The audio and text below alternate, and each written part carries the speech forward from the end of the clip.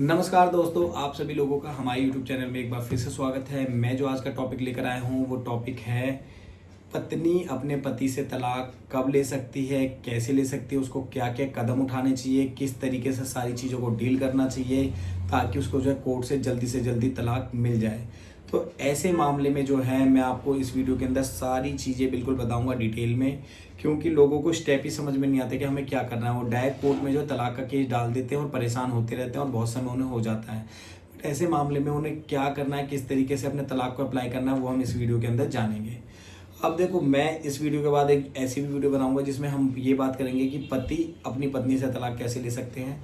But इस video में हम बात करेंगे कि पत्नी अपने पति से तलाक कैसे ले सकते हैं। मैंने ये वीडियो पहले भी बनाई हुई है बट इसके ऊपर बहुत सारे सवाल आते हैं, तो इसलिए मैं इस वीडियो को और ज़्यादा डिटेल में बनाने की सोच रहा हूँ।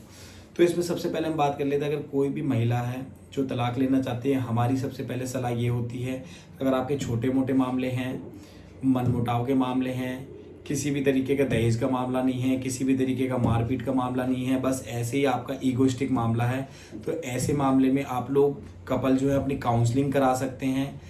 अगर आप लोग काउंसलिंग कराना चाहते हैं तो ऐसे मामले में हमने बहुत सारी काउंसलिंग करी जिसमें उनमें 10-10 साल भी हो गए जो मैरिज अभी तक सही चल रही है, क्योंकि काउंसलिंग होना बहुत ज़रूरी होता है ऐसे मामलों में।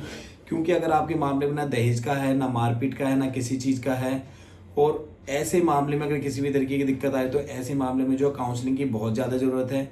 अगर आप इस तरीके की कोई भी काउंसलिंग लेना चाहते हैं तो हमारे इस जो दिए गए हेल्पलाइन नंबर पे कॉल कर सकते हैं। उस पर आपको जो है काउंसलिंग की डिटेल मिल जाएगी कि किस तरीके से आप ले सकते हैं। बट अब किसका मामला ऐसा नहीं है, किसी का मामला इससे ज़्यादा बेकार है जिसमें लड़की के साथ मारपीट होता हो, लड़की से दहेज मांगा जाता हो, लड़की के साथ बेकार व्यवहार करा जाता हो, लड़की को खर्चा पानी ना दिया जाता हो, खाने पीने के लिए ना दिया जाता हो, ठीक है, या इस तरीके की, या उसके पति का कहीं बाहर अफेयर हो, या कोई ऐसी बीमारी हो जो छूने से फैलती हो, इस तरीके के जो भी मामले, तो ऐसे मामले में जो है पत्नी कोर्ट में जो है केस डाल सकती हैं।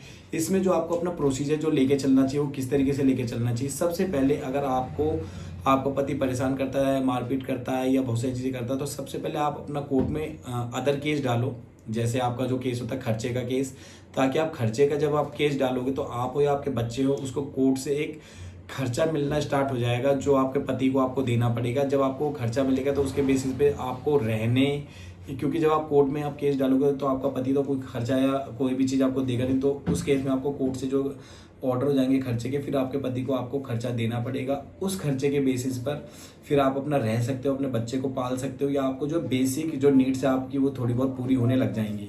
खर्चे का केस आप करो, फिर आपके साथ अगर मारपीट होती है, लड़के ने करी, उसके घर वालों ने करी, तो डोमेस्टिक वायलेंस का केस आप कर सकते हो।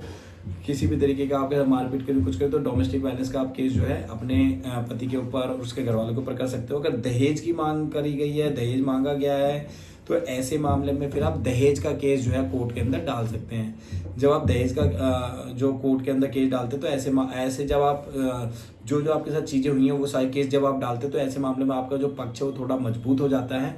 जब ये सारी चीज़ हो जाए तो उसके बाद फिर आपको जो है डाइवोर्स का केस डालना चाहिए।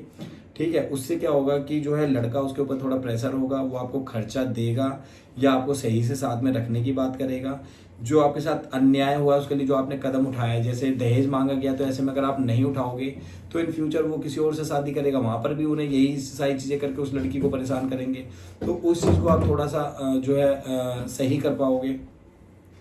और ऐसा करने के बाद जब आप इस तरीके का डालते हो तो लड़का जो है वो थोड़ा वो हो जाता है कि अब वो अपने घर वालों को बचाए या आपको पैसे देने से बचे या ये सारी चीज़ें करे। तो ऐसे मामले में फिर वो ये सोचता है कि मेरे को जो है इसे डाइवोर्स दे देना चाहिए।